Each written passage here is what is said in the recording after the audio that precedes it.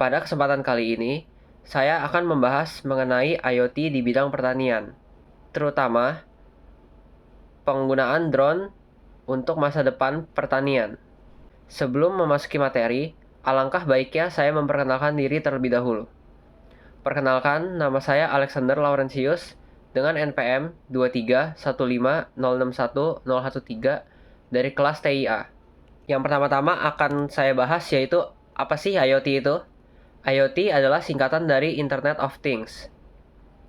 IoT adalah konsep di mana objek sehari-hari dilengkapi dengan sensor, kemampuan pemrosesan, perangkat lunak, dan teknologi lainnya yang terhubung dan bertukar data dengan perangkat dan sistem lain melalui internet atau jaringan komunikasi lainnya.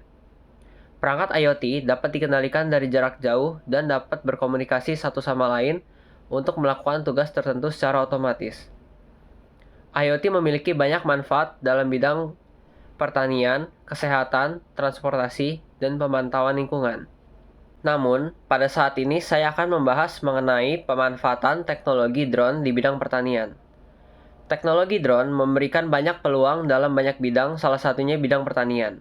Menurut pendapat saya, drone sangat membantu bagi mengatur dan mengawasi kondisi di pertanian seperti sawah. Karena itu dapat membantu pekerjaan petani-petani dalam mengontrol sawah yang mereka miliki. Manfaat drone di bidang pertanian tidak hanya itu, ada beberapa manfaat lainnya.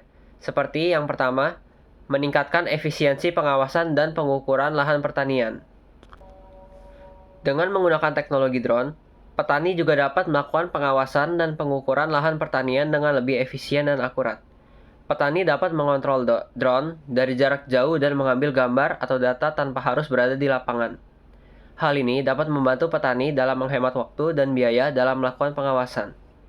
Yang kedua, meningkatkan produktivitas tanaman. Dengan menggunakan teknologi drone, petani juga dapat memantau kondisi tanaman secara lebih efisien.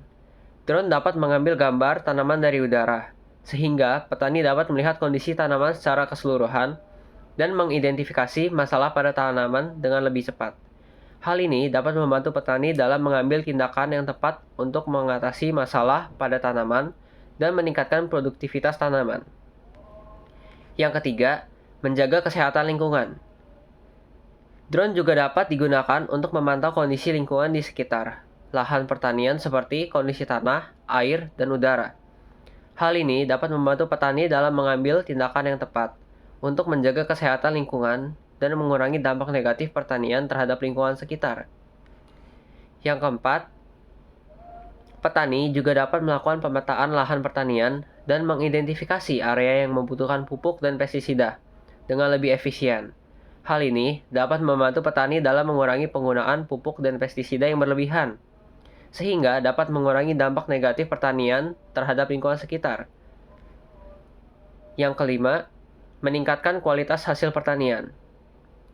Hal ini dapat membantu petani dalam mengambil tindakan yang tepat untuk meningkatkan kualitas hasil pertanian, seperti memiliki waktu yang tepat untuk panen atau memperbaiki sistem irigasi. Yang selanjutnya yaitu penerapan drone di dalam dan di luar negeri.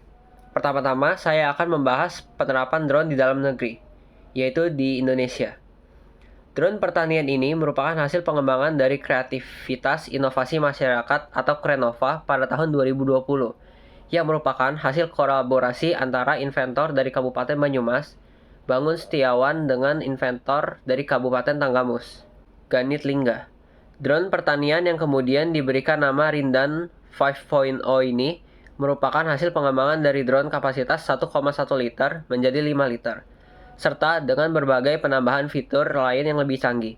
Drone ini memiliki fitur dual kamera dan dilengkapi dengan GPS, sehingga dapat diterbangkan otomatis sesuai titik yang telah ditentukan. Drone pertanian ini dapat dimanfaatkan untuk penyemprotan bahan cair seperti pestisida untuk pengendalian organisme pengganggu tanaman, pupuk cair untuk pemupukan, maupun air untuk penyiraman. Lalu, ada juga penerapan drone di luar negeri. Teknologi drone semakin banyak diadopsi dalam bidang pertanian di Jepang, terutama karena populasi yang menua dan berkurangnya jumlah orang muda yang tertarik pada pertanian. DJI Agras Drone pertanian mulai banyak digunakan di Jepang, terutama oleh peneliti dari Universitas Sains Tokyo. Drone ini memiliki kemampuan untuk mengotomatisasi penyebaran bahan kimia pertanian dengan tingkat akurasi yang tinggi, yang merupakan langkah besar dalam digitalisasi pertanian dan pertanian yang lebih cerdas. Drone terbaru dalam jajaran DJI Agras seperti T30 menawarkan kapasitas yang besar, yakni tangkinya punya kapasitas 40 liter dengan laju aliran 50 kg per menit dan jangkauan penyebaran 7 meter. Selain untuk penyemprotan bahan kimia, drone juga dapat digunakan untuk memantau kesehatan tanaman, keamanan, dan penyerbukan. Drone dapat memberikan gambaran umum tentang operasi pertanian sepanjang hari untuk memastikan operasi yang lancar dan menemukan peralatan yang digunakan. Selain itu, drone dapat digunakan untuk memantau area terpencil di lahan pertanian tanpa perlu petani melakukan perjalanan fisik ke sana, sehingga menghemat waktu berharga dan memungkinkan pemantauan yang lebih sering. Selain di Jepang, drone pertanian juga digunakan di negara-negara lain seperti Korea Selatan dan Australia. Lalu selanjutnya adalah tantangan penerapan drone di Indonesia, khususnya di Lampung. Tantangan pertama yaitu regulasi yang masih terbatas. Saat ini, penerbangan drone di Indonesia masih dibatasi oleh regulasi yang ketat. Hal ini dapat menghambat pengembangan industri drone di Indonesia, karena perusahaan-perusahaan yang ingin mengembangkan teknologi drone harus mengikuti prosedur yang rumit dan memerlukan waktu yang lama. Tantangan yang kedua yaitu masalah infrastruktur. Indonesia masih kurang memiliki infrastruktur yang memadai untuk mendukung pengembangan industri drone. Hal ini dapat menghambat pengiriman drone dan meningkatkan biaya operasional. Tantangan yang ketiga yaitu masalah sumber daya manusia. Indonesia masih kurang memiliki sumber daya manusia yang memadai di teknologi drone. Hal ini dapat menghambat pengembangan industri drone di Indonesia karena kurangnya tenaga ahli yang mampu mengembangkan teknologi drone. Jika ada tantangan, pastinya ada solusi. Solusi untuk penerapan teknologi drone yang pertama, dari pemerintah. Pemerintah harus membuat regulasi yang jelas dan detail mengenai penggunaan drone di Indonesia.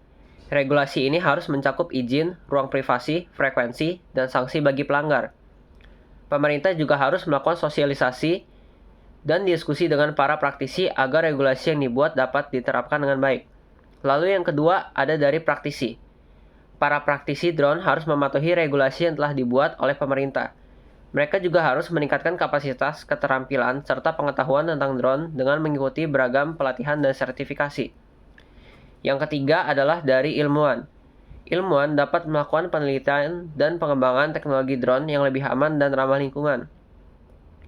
Mereka juga dapat memberikan masukan dan saran kepada pemerintah mengenai regulasi yang dibuat. Lalu yang keempat adalah tentu saja dari masyarakat. Masyarakat harus memahami dan mematuhi regulasi yang telah dibuat oleh pemerintah. Mereka juga harus menghindari penggunaan drone di wilayah terlarang, area terbatas, dan area bandara.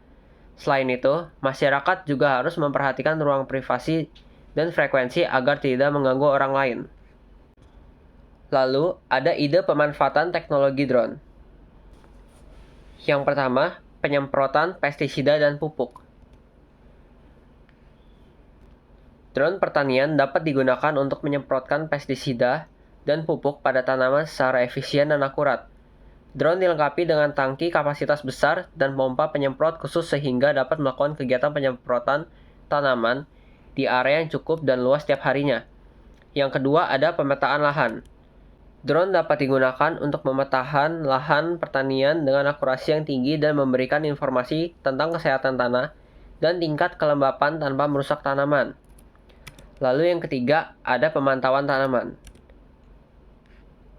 Drone dapat digunakan untuk memantau tanaman secara berkala dan memberikan gambaran umum tentang operasi pertanian sepanjang hari untuk memastikan operasi berjalan lancar dan untuk menemukan peralatan yang digunakan. Lalu yang keempat, ada irigasi. Drone dapat digunakan untuk menciptakan solusi irigasi yang lebih efisien dengan menggunakan penginderaan gelombang mikro untuk menangkap informasi tentang kesehatan tanah yang sangat akurat, termasuk juga tingkat kelembapan tanpa merusak tanaman. Berikut, daftar negara yang paling banyak memproduksi drone. Yang pertama dari Jepang, oleh perusahaan Terra Drone Corporation. Yang kedua dari Amerika Serikat, oleh perusahaan Aerodyne. Yang ketiga, dari Inggris, oleh perusahaan Cyberhawk. Indonesia belum masuk top negara yang paling banyak memproduksi drone. Harapan saya ke depannya, Indonesia dapat mengikuti perlombaan-perlombaan drone sehingga Indonesia bisa masuk ke kancah internasional dan produk-produk Indonesia dapat dilirik oleh negara-negara lain. Kesimpulannya, pemanfaatan teknologi drone pada lahan pertanian di desa dapat memberikan banyak manfaat bagi petani dan lingkungan sekitar. Namun, sebelum memutuskan untuk menggunakan teknologi drone, petani harus mempertimbangkan beberapa hal seperti ketersediaan akses internet, kompetensi petani dalam mengoperasikan drone, biaya investasi awal, keselamatan dan keamanan, serta peraturan dan izin penggunaan drone yang berlaku di wilayah mereka. Dengan memanfaatkan teknologi drone dengan tepat, petani juga dapat meningkatkan efisiensi pengawasan dan pengukuran lahan pertanian, meningkatkan produktivitas tanaman, menjaga kesehatan lingkungan, mengurangi penggunaan pupuk dan pestisida, serta meningkatkan kualitas hasil pertanian. Sekian video dari saya mengenai IoT di bidang pertanian. Semoga bermanfaat dan terima kasih.